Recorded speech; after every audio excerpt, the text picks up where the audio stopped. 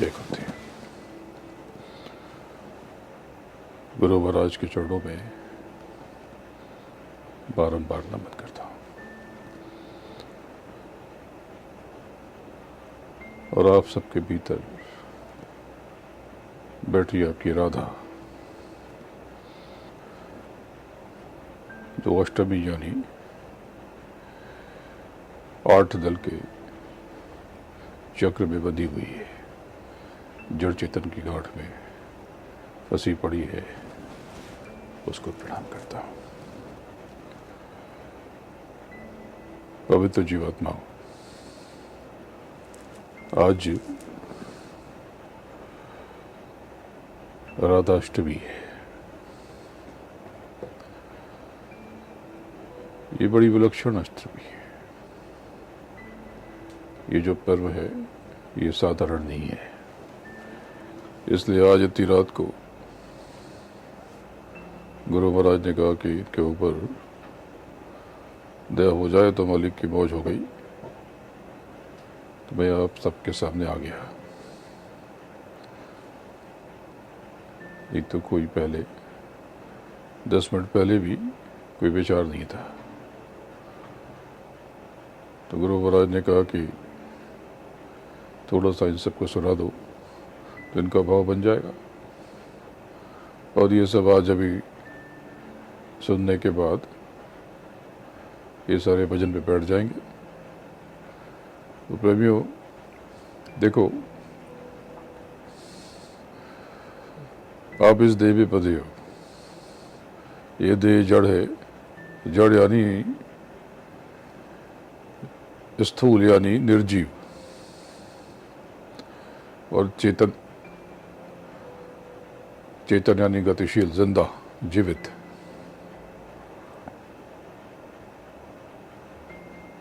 तो जड़ और चेतन ये मिल के आप बने हो। तो ये सूरत, इसको राधा भी कहते हैं। राधा यानी आप, यानी आपकी आत्मा।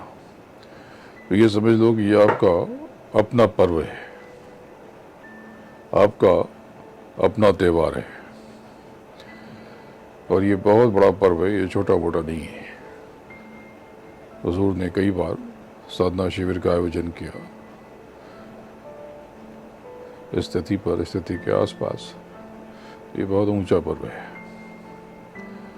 तो देखो, समझ लो कि पहले तो कुछ नहीं था, न हवा न पानी, न बुढ़ापा जवानी, न सोना न चांदी, न हवा न मिट्टी, कुछ भी नहीं था। लेकिन केवल एक वो था, वो अनाम, यानी वो अनामी, अनामी यानी गुरु महाराज, और साथ में उनकी मौज। ये मौज को आप मूड मत समझना, इच्छा भी मत समझना। ये बहुत गहरी बात है। ये समझने के लिए आपको अभ्यास में उतरना पड़ेगा। ये समझ लो कि गुरु महाराज की मौज से सचखंड से एक धार शब्दों की उतारी गई।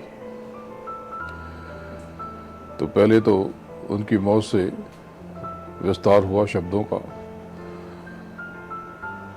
उस अनामी के साथ, उस अनामी में शब्द भी प्रकट नहीं थे, शब्द भी प्रकट नहीं थे। उस अनामी के वहां पे शब्द भी प्रकट नहीं हो, केवल अनामी। उसके बारे में उसकी व्याख्या बड़ी मुश्किल है।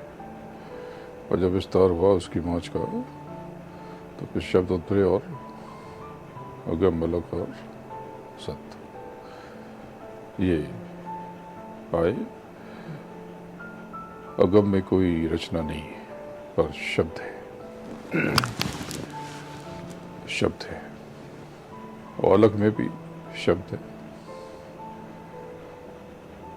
लेकिन सत्य में रचना भी है, बड़ी अनोखी, और शब्द भी। और धीरे धीरे बहुत बड़ा समय, बहुत बड़ा कालखंड गुजर गया। तो रचना थी, वहाँ पर रूहें थी यानी सुरतें, और सुरतें अपने मालिक के साथ आनंद से, बड़ी मौत से, बड़े प्रेम से। वहाँ कोई गम नहीं, कोई दुख नहीं है, वहाँ पर कोई पीड़ा नहीं है। वहाँ पे दो धाराएं शब्द की, बड़ी विलक्षण और बड़ी मौज में, बड़ी सुख देने वाली। लेकिन बाद में उन राधाओं के स्वामी की, उस राधा स्वामी की मौज हुई और मौत से फिर विस्तार हुआ और फिर उनकी मौत से नीचे बौर गुफा, महासुंद, इसके बीच में बहुत कुछ है। बौर गुफा और महासुंद में बहुत कुछ छुपा है। ये कभी दया हो जाए हुजूर की आपके ऊपर तो बता दूंगा, बहुत कुछ बताया। और वहाँ से सुन्न तक का विस्तार हो गया। ये सारी रचना हो गई। और फिर बहुत लंबे अंतराल के बाद से फिर सुन्न से फिर विस्तार हुआ। किसकी मौत से? सचखंड के मालिक की, राधा स्वामी की मौत से। तो जो पहले मौज हुई थी वो किसकी मौत से? वो गुरु महाराज की मौत से। तो ये अगम अलग और सत्य में कौन बैठे? जो मालिक की ही मौज है, इन्हीं का ही रूप है। अब ये बताया जाएगा कि रूप का मतलब क्या है। तो ये सुन्न से फिर से विस्तार हुआ और फिर नीचे सब कुछ, नीचे सहस्दल तक का विस्तार हो गया। और ये त्रिकुटी यानी महागगन से महाओंकार और सहस्दल से अनहद नूर और अनहद नाद और तीन लोग, ये सब बन गए।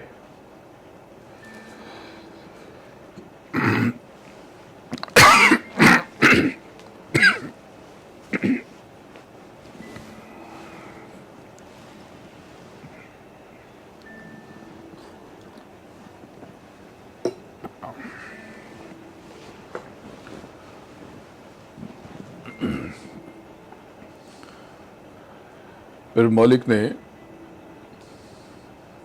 16 निर्गुणों को प्रकट किया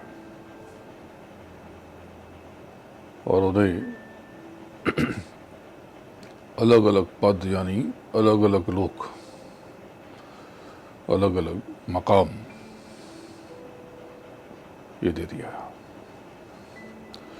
और ये 16 निर्गुण अलग अलग जगह पे अलग अलग धनी के रूप में भिन्न भिन्न रूपों स्वरूपों में विराजमान हुए, विद्यमान हो गए। तो ये जो रूप स्वरूप किसने? इन्होंने अपना बनाया? नहीं, ये सब मालिक ने रचा।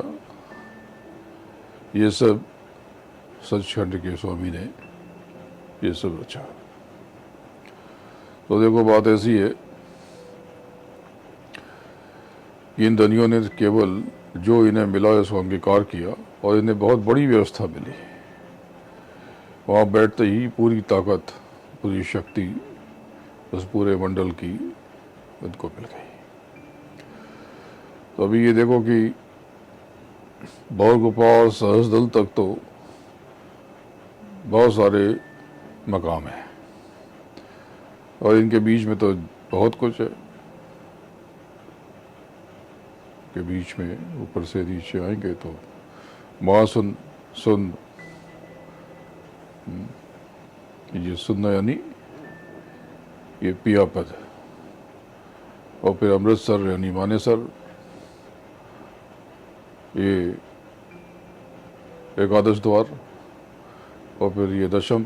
तो ये तो तीनों पियापद, मानेसर और दसम द्वार, ये त्रिवेणी है।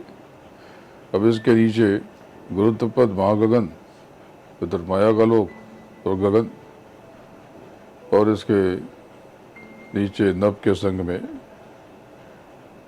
और भी कुछ है। अभ्यास करोगे तो सब देख लोगे।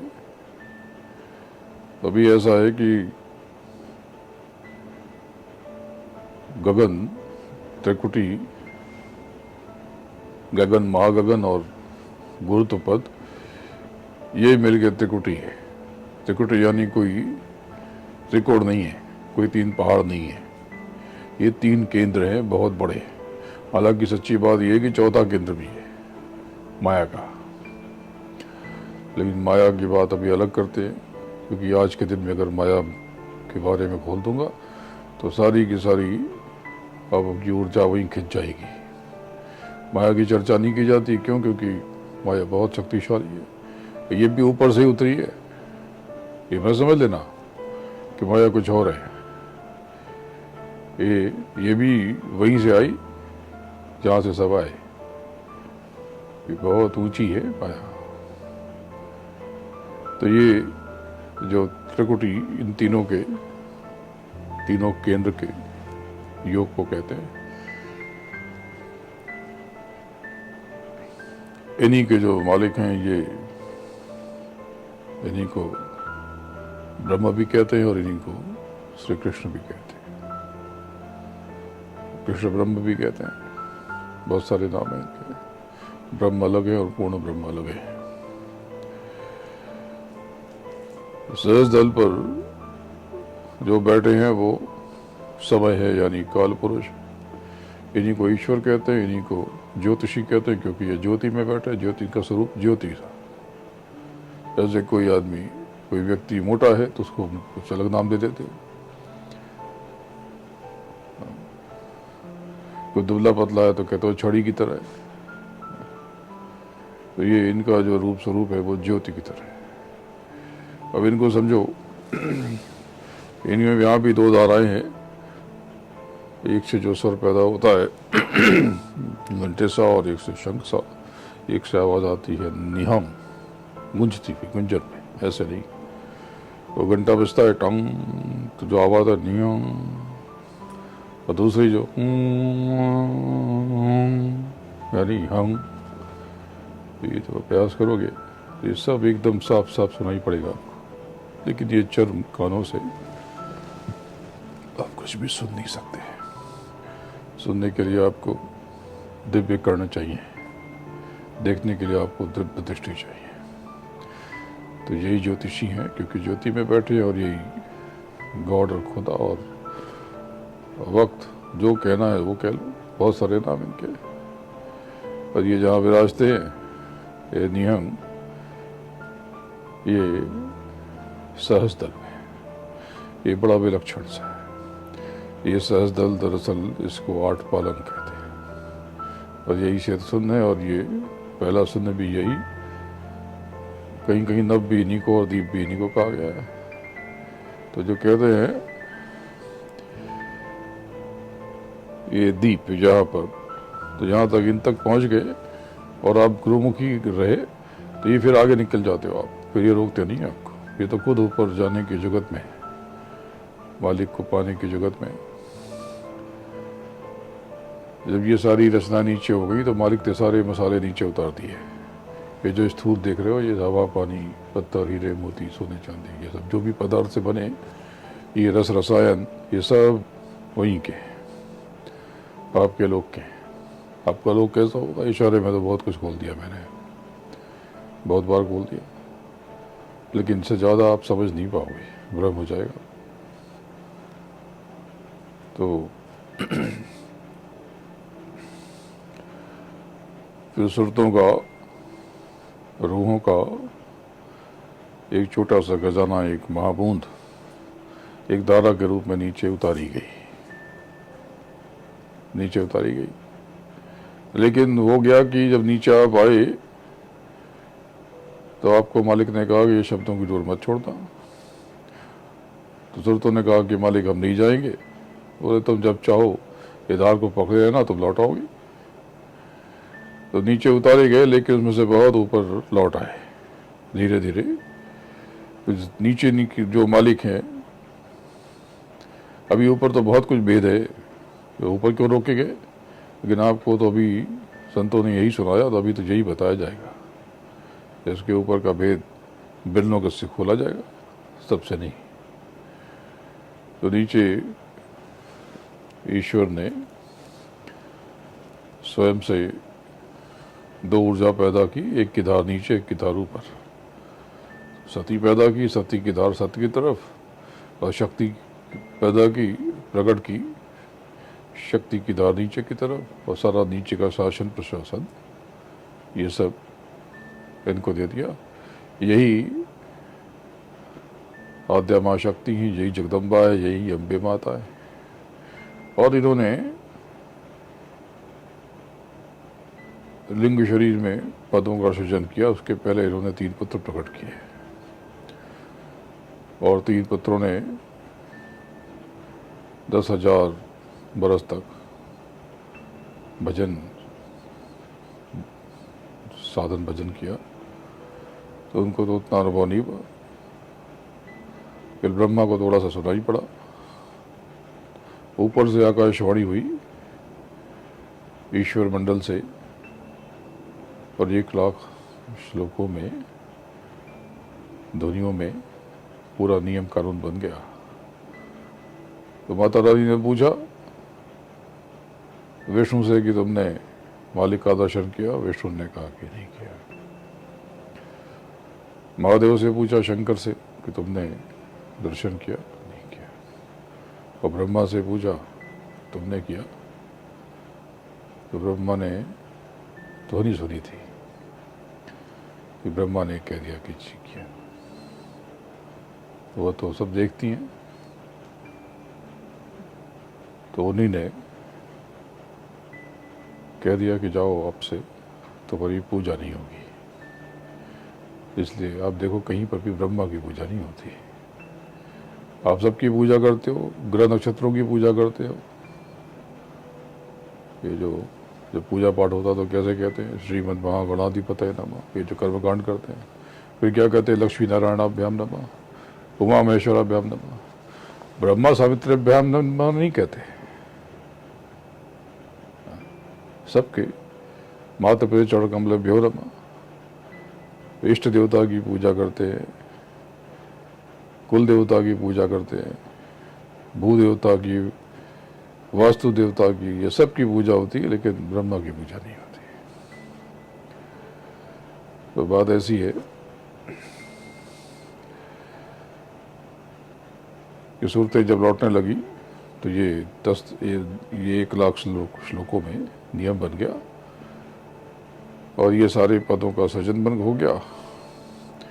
और 33 करोड़ अधिकारी वैराट के साथ में 9 करोड़ दुर्गा और 10 करोड़ शिव।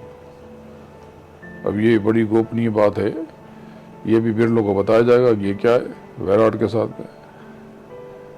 ये तो अभ्यास करो, सब देख लोगे।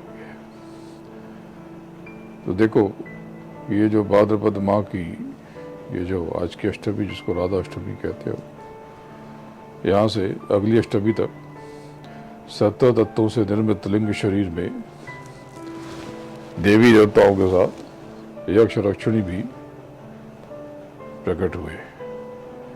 ये जो यक्ष रक्षिणी है, ये कौन है? तो जैसे कि आप समझो कि व्यवस्था चलती है घर आपकी सोसाइटी में, एक इलेक्ट्रीशियन होता है, एक प्लम्बर होता है, एक क्लीनिंग के लिए होता है, कहीं कहीं माली होते हैं, उसकी देखभाल करते हैं, एक सिक्योरिटी ऑफिसर होता है, कई सारे गार्ड होते हैं ना। तो इसी प्रकार से यक्ष रक्षिणी को जो जिम्मेदारी दी गई, ये जो यहाँ पर पहले से मौजूद जो मसाले थे, इस मसाले में जो चमकीले तत्व है, ये जब मसाले दब जाते हैं तो इनमें चमक पैदा हो जाती है। और वो ये जो चमक है, सिर्फ इसकी जिम्मेदारी इनको दी गई यक्ष रक्षिणियों को। तो ये जो कीमती जो चमक वाली चीज़ें हैं, जिनको आप कीमती समझते हो, इन्हीं को ही सकार कहते हैं और श्रृंगार कहते हैं। ये बहुत कीमती आपको लगते हैं मनुष्य शरीर में, सिर्फ मनुष्यों को लगते हैं, बाकी किसी और योनि में नहीं लगते। जैसे कि एक जीव है जो मिट्टी और कीचड़ में लौटता है, मलमूत्र में रहता है, उसके लिए वही है सकार, उसके लिए सारी समृद्धि वही है। आपको उसमें गिनाएगी, आपको गंदा लगेगा, लेकिन आप अपने सोफे पे सोने चांदी के साथ में बिठा दो तो उसको गिनाएगी, घबराहट होगी, कूद के भाग जाएगा। तो ये यक्षिणियों के पास इसकी जिम्मेदारी है। लक्ष्मी और कुबेर, इनकी जो आप पूजा उपासना करते हो, दुनिया वाले करते हैं, इनको पता नहीं है ये देवी देवता नहीं है, ये यक्ष रक्षणी है। जैसे बीए अलग है, एमए अलग है, पीएचडी अलग है, और बहुत सारे सब, बीकॉम अलग है, बीएससी अलग है, एमकॉम अलग है, एमएससी अलग है, एमबीबीएस अलग है, बीडीएस अलग है, उसके ऊपर एमडी और एमएस अलग है, उसके ऊपर एमसीएस या डीएम अलग है। तो ये बहुत सारी इसमें भेद है और बहुत कुछ है। तो ये यक्षिणी है। तो हम कालांतर में इसको भूल चूक में इनको देवी देवता कहते हैं। तो बाद में क्या हो गया कि जब आपको कर्मों का बोध खो गया और डोर छूट गई, कर्मों का विधान जो है आप भूल गए और फंस गए जाल जंजाल में, और भौतिक ये स्थूल जगत में, बाहरी ऐन्द्रिक सुख में, उल्टे पुल्टे कर्मों के जाल में, कायिक कर्मों में, वाचिक कर्मों में, मानसिक कर्मों में जब फंस गए, ये बन गया कर्जा, ये बन गया ऋण। तो आप तरह बढ़ाने लगे तो मालिक को दुख हुआ, गुरु महाराज को दया आई। फिर मालिक ने आपको कहा कि भाई तो भजन करो इन 16 दिनों में, खूब जम के भजन करो, लेकिन साथ में ज़रा सा ये लिंग शरीर वालों को भोजन कर दे दो और प्रणाम कर लो। तो ये कर्मकांडी पूजन पद्धति इन्हीं 16 दिनों में पैदा हुई, और बाद में तो अलग अलग समय में अलग अलग जो व्यवस्था बनाई उस समय के लिए, आप उसी में उलझ गए, भजन छोड़ दिया तो कर्मकांड में फंस गए। तो देखो, इसको यूँ समझ लो कि अब आप जो कर्मों के भोग को भोगते हुए चिल्लाते हो, मुझे भी फ़ोन करते हो बाहरी बातों के लिए, काम धंधा नहीं चल रहा, बैंक का कर्जा है, फलाना ठिकाना है, सब जानता तो हूँ, मालिक को सब पता है। दया भी बहुत हो रही है, और आप कई बार अभाव पैदा हो जाता है। इसलिए देखो, मैं बहुत समय से आपके रूबरू नहीं आया, बहुत कम आता हूँ, क्योंकि जब तक अंतर में नहीं उतरोगे कदर नहीं होगी, समझ नहीं आएगा। तो ये जो आप चिल्लाते हो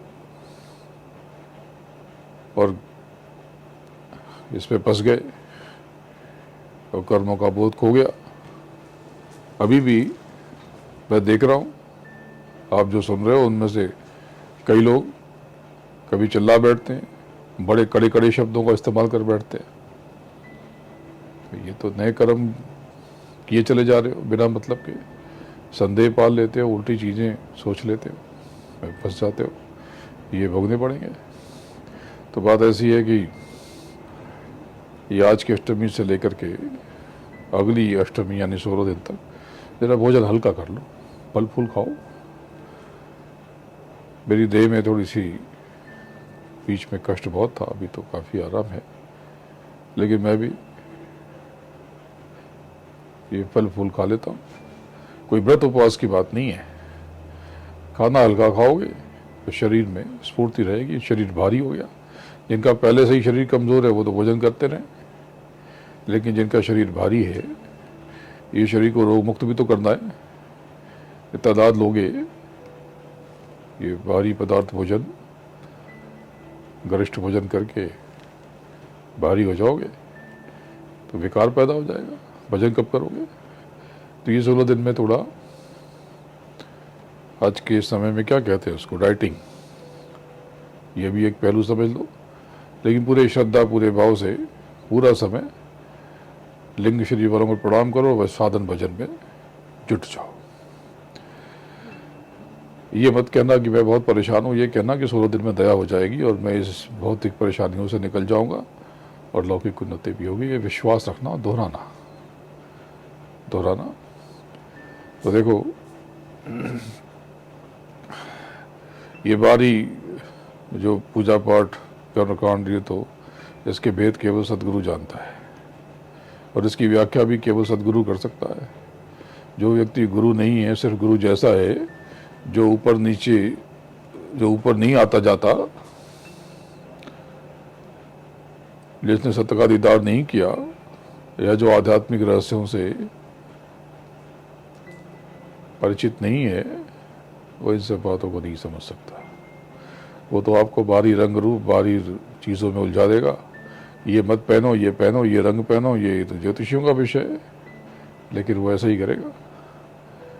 तो अभी देखो, इन 16 दिनों में इस संसार में रह करके संसार से अलग रहना, ऐसा तो हमेशा होना चाहिए, लेकिन एक बड़ा अभ्यास तो बने और नित्य रोज खुद को ऊपर की तरफ ले जाने की कोशिश करना, अपने मालिक में और सदगुरु पे डूबने की भरसक कोशिश करना। ज़्यादा से ज़्यादा समय बैठ करके अपने यहाँ की राधा को ऊपर से उतारी एक धारा और उसके विपरीत अपने मालिक के मिल जाने का नाम राधा। तो राधा बनो। और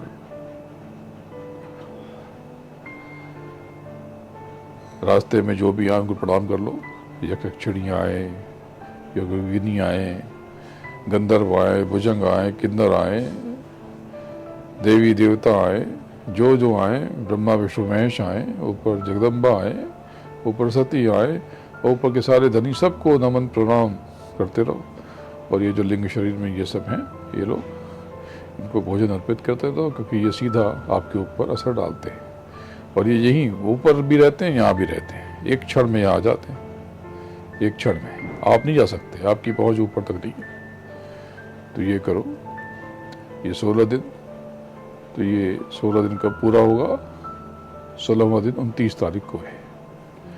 लेकिन 30 तारीख को सब छोड़ मत देना, भोजन थोड़ा बहुत कर लेना, लेकिन यह अभ्यास नियमित रखना। मालिक आपको बहुत याद करता है, वो अपने घर चलो, अपने धाम चलो। उसकी मौज कितनी है आपको नहीं पता। देखो, रात को 12:15 बज रहे हैं हिंदुस्तान में, और अमेरिका और दूसरे देशों में अलग अलग जगह पे अलग अलग समय है। जैसे मिडवेस्ट में इस समय हो रहा होगा 1:45, और ईस्ट कोस्ट में 2:45, और वेस्ट कोस्ट में और 3 घंटे का फर्क, 2:45 तो 12:15, इतना वहाँ पर फर्क है। और यूरोप में 4.5 घंटे का फर्क, दुबई वगैरह में 1.5 घंटे का फर्क। सब अलग अलग समय, लेकिन भारत में इस समय 12:15 बज रहे। लेकिन मैं आप के बारे में ही सोच रहा हूँ कि ये 16 दिन में कुछ कमाल हो जाए, दया हो जाए। दया तो हो रही मालिक की, वो दया आप ले ले, उस दया को स्वीकार कर ले, ग्रहण कर ले। अच्छा देखो, पिछला जो साकेत महाराज गुरु महाराज की मौत से, तो पिछले बरस, मतलब इस बरस में फरवरी में किया था। तो पहले तो हम अगस्त में किया करते थे, उसके बाद नवंबर में हुआ, फिर ये करीब 1.25 साल से ज़्यादा का गैप हो गया, अंतराल, और फिर ये महामारी फैली। तो पिछले बरस, इस बरस, मतलब पिछला यज्ञ हम लोगों ने फरवरी में किया है। अब फिर से तैयारी शुरू कर दो। गुरु महाराज का आदेश और निर्देश ये है कि सतयुग के देवता को प्रणाम करो। आप में से बहुतों के जीवन में यह घटित होने जा रहा, जो गुरु महाराज ने कहा कि कलयुग में कलयुग जाएगा, कलयुग में सतयुग आएगा, ये आप में से बहुतों के जीवन में बातों को जीवन में घटित होने जा रहा। और एक बात समझ लो, गुरु सिर्फ गुरु महाराज हैं, गुरु महाराज थे, गुरु महाराज हैं और गुरु महाराज रहेंगे। बहुत बड़ा परिवर्तन होने जा रहा। आज मैं कह रहा हूँ, लिख लो, जो गया में आपसे जो हमने चुपचाप गोपनीय तरीके से जो बात की थी, वो सब घटने जा रहा। समझ गया? तो जिनको पता है बस उन्हीं को चुपचाप रहना, इसका डंका मत बजाना। इशारे में सब कुछ कह दिया आपसे। तो अब तैयारी करो ये लिंग शरीर वालों को भोजन देने की। जिन्होंने देखो उनको भोजन अर्पित किया या उसमें भागीदार बने, सिर्फ एक देवी को छोड़ करके किसी को कोई कष्ट नहीं हुआ। अब उनके अपने प्रारब्ध थे, सिर्फ एक, उसके कारण अलग थे। किसी को गर्म हवा भी नहीं लगी, कुछ नहीं हुआ। तो इतनी मौज आप जानते नहीं। आज एक प्रेमी का फोन आया, मैं बहुत फोन पे आ नहीं पाता, लेकिन कई दिनों से प्रयास कर रहे थे। तो उन्होंने जो बात बताई वो आप सुनोगे तो आंखें भर जाएंगी। सूरत के प्रेमी हैं, पर ये बातें मैं अपने मुंह से नहीं बताऊंगा, ये आपको खुद ही मालूम हो जाएंगी। जिन्होंने फ़ोन कराया था वो खुद ही बता देंगे। तो दया इतनी आपके ऊपर बह रही, आपको अंदाज़ा नहीं है। आपको लगता है कि दया नहीं हो रही, बात उल्टा होगा तो दया कैसे?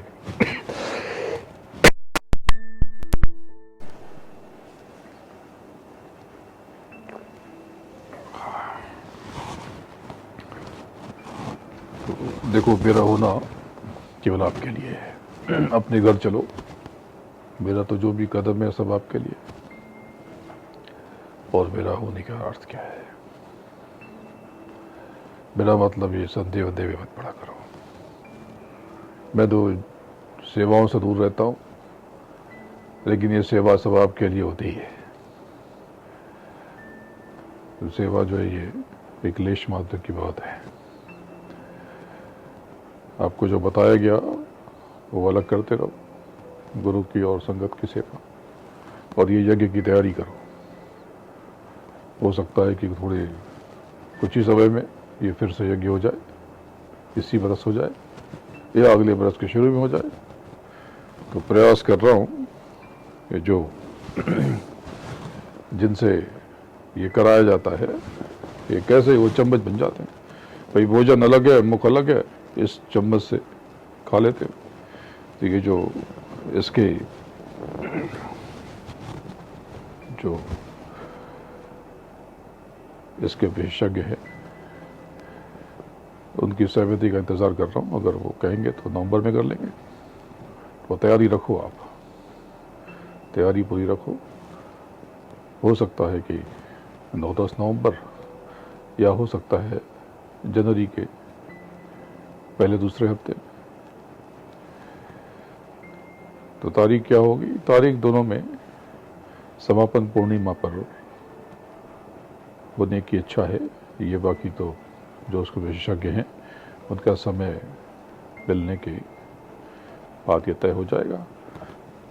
और इस बार कार्यक्रम ज़रा बड़ा होगा, 7 दिन की जगह पे 10 दिन।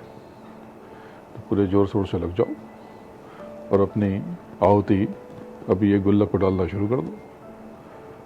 तो आपस में एक दूसरे को सहयोग करो और तैयारी करो।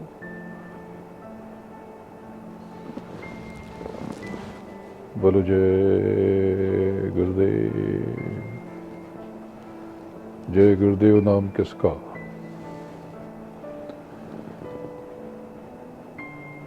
आपके भीतर बैठा, भीतर विद्यमान प्रभु का अंश, मेरी कामना है कि वो अंश अब राधा बन जाए और अपने घर चले, इस नश्वर जगत से दूर, इससे अलग थलग, अपने धाम में, अपने लोक में, अपने निज घर में। आपके भीतर बैठी आपकी सूरत को प्रणाम करता हूँ। जय गुरुदेव।